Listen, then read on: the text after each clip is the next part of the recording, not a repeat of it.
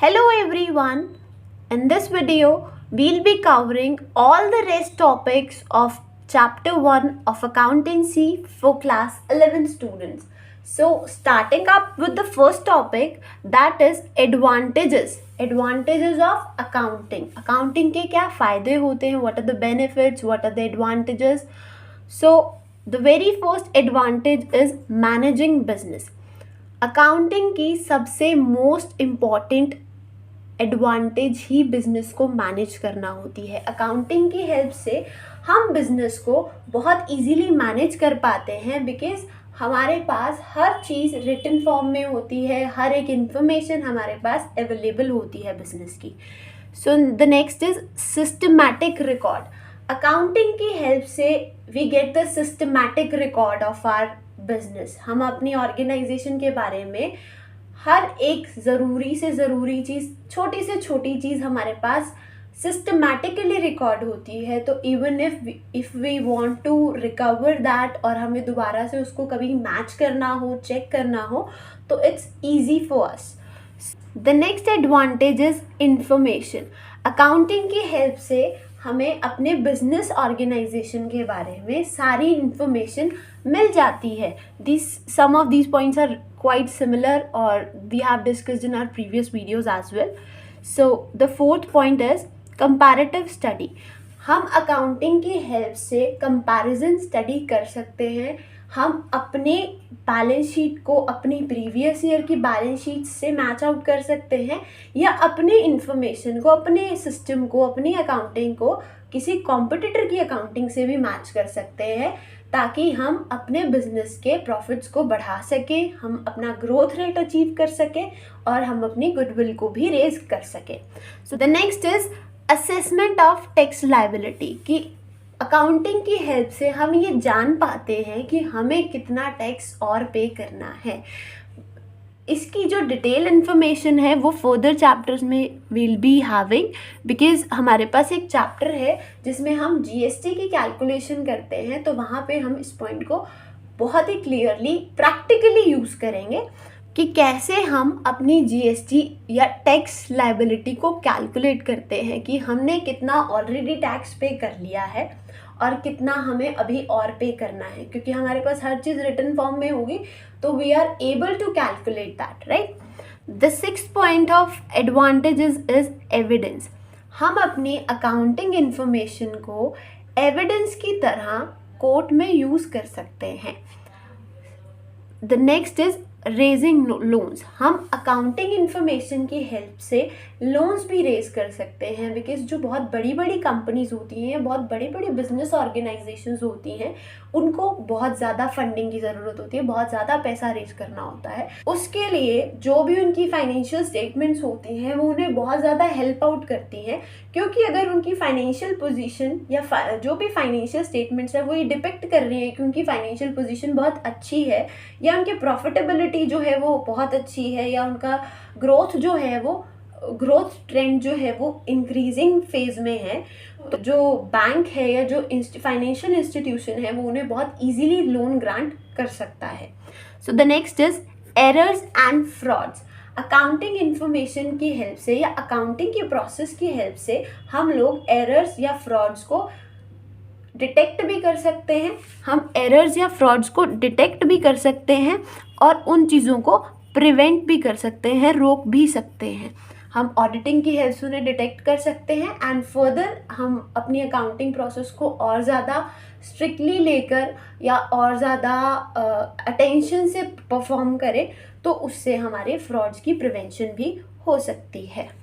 Now moving on to the next topic, limitations. कि हमने accounting के बारे में सब कुछ पढ़ा कि अकाउंटिंग के फीचर्स क्या होते हैं, अकाउंटिंग की प्रोसेस क्या होती है, अकाउंटिंग इन्फॉर्मेशन किस किस के लिए यूज़फुल होती है, अकाउंटिंग के क्या फ़ायदे हैं.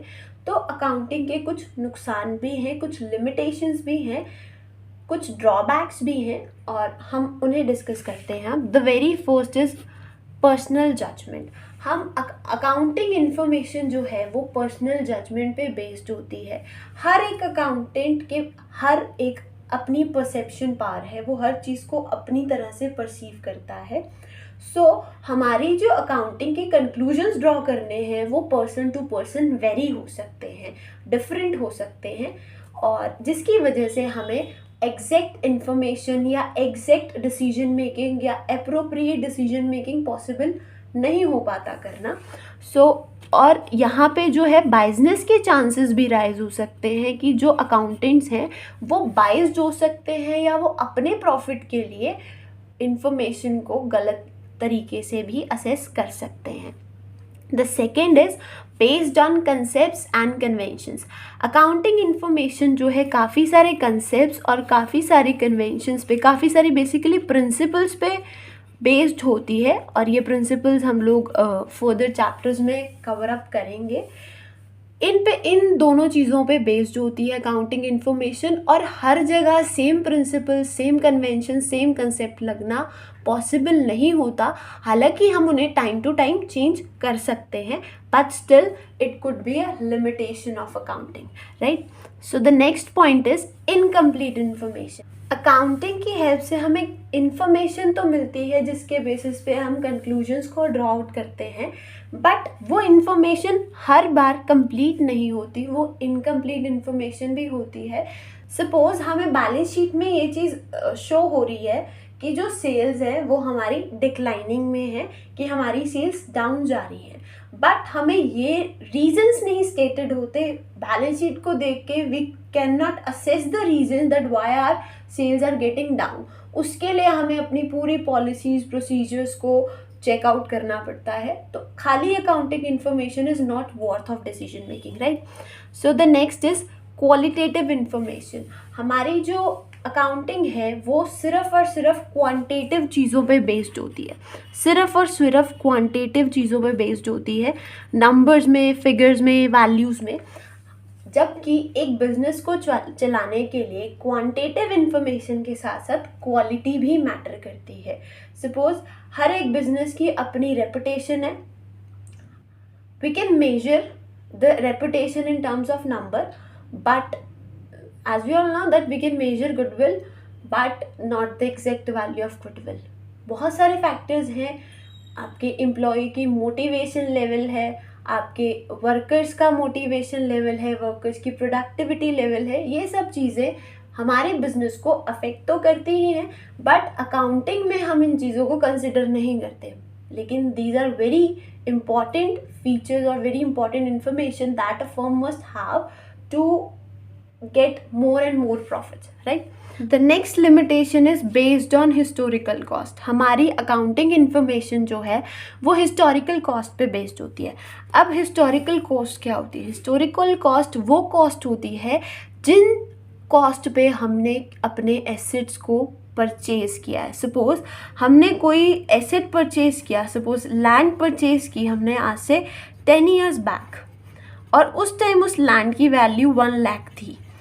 प्रेजेंट एरा में ऑब्वियसली 10 years के बाद उस लैंड की वैल्यू एप्रिसिएट तो हुई होगी, वो लैंड की वैल्यू बढ़ी तो होगी, लेकिन we are still recording the value of land ₹1 lakh just because that we have paid that amount to purchase that asset, right? So this is an example of historical cost कि हम चीज़ों को जिस time पे, जिस चीज़ पे, हम जिस प्राइस पे हमने परचेज किया था, हम वही नोट डाउन करते हैं, जबकि उसकी प्रेजेंट वैल्यू बढ़ भी सकती है और घट भी सकती है, जिसकी वजह से हम अपनी अकाउंटिंग इन्फॉर्मेशन को we can not rely on that, और इट इज़ नॉट वर्थ, और it is not correct, that much correct.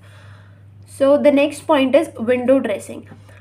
हमारी अकाउंटिंग इन्फॉर्मेशन जो है वो विंडो ड्रेस्ड भी हो सकती है। विंडो ड्रेसिंग का मतलब है अपने हिसाब से इन्फॉर्मेशन में चेंज करना, अपने पॉइंट ऑफ व्यू के हिसाब से इन्फॉर्मेशन को शो आउट करना। Suppose if we want to show that कि we are getting higher profits, तो हम अगर अपने बिजनेस में या हमारी जो बैलेंस शीट्स हैं या हमारे प्रॉफिट एंड लॉस अकाउंट्स हैं उसमें हम एडजस्टमेंट्स करके, जो कि रियल एडजस्टमेंट्स नहीं है, इमेजिनरी एडजस्टमेंट्स हैं, बिना किसी को बताए, दूसरों से हाइड करने के पॉइंट ऑफ व्यू से, just to show that we are getting high profits, कि लोग हम पे रिलाई करें, या कोई भी रीज़न हो सकता है उसके लिए।